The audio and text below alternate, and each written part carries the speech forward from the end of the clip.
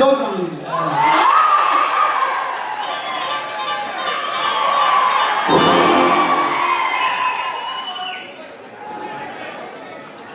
எல்லாருக்கும் வணக்கம்.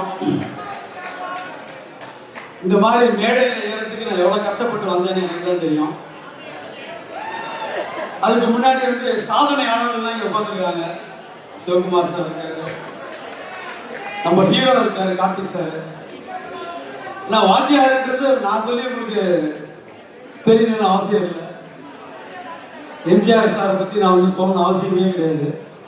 இதை பத்தி ரொம்ப அதிகமா பேசியிருக்கோம். நான் சத்யராஜ் சார் கூட நான் வாத்தியாரு அப்படின்னாவே சத்யராஜ் சார் வந்து பேசிட்டே இருப்பாரு எம்ஜிஆர் சாரை பத்தி. அந்த மாதிரி ஒரு ஐகானிக் ஒரு ஆக்டர் வந்து போர்ட்ரேட் பண்றது சாதாரண விஷயமே கிடையாது. அந்த மாதிரி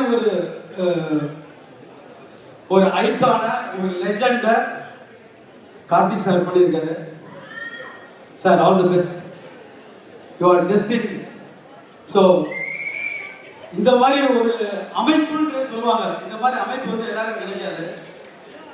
அந்த மாதிரி ஒரு அமைப்பு வந்து எம்ஜிஆர் சார் வந்து போர்ட்ரேட் பண்ணா சாதாரண மேட்டர் கிடையாது. அந்த பாடி லாங்குவேஜ், அந்த ஜெஸ்டர், அதெல்லாம் பாத்தீங்கன்னா இங்க இருக்கு பாருங்க. இது எல்லாத்தையுமே கரெக்டா காஸ்டியூம்ல இருந்து அந்த பாடி லாங்குவேஜ்ல இருந்து கரெக்டா வந்து கார்த்திக் சார் பண்ணியிருக்காரு. நான் வந்து ஃபுல் படம் பார்க்கல, பார்த்துட்டு டெஃபினட்டா வந்து சந்தோஷப்படுவேன். நிறைய பேரை பத்தி இங்க பேசணும். நிறைய டெக்னீஷியன்ஸ் எல்லாமே வந்திருக்காங்க, பெரிய விஷயம்.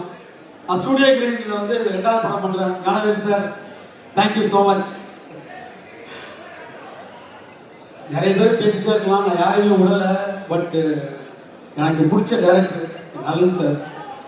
ஏன்னா அவர் தான் எனக்கு காதலும் கடந்து போகல வந்து என்னை வந்து ரீஎன்ட்ரி கொடுத்த டைரக்டர் நலன். ரொம்ப அவர் படத்துல எனக்கு வாய்ப்பு கொடுத்துட்டே இருக்காரு. இந்த படத்துல எனக்கு கொடுத்தாரு.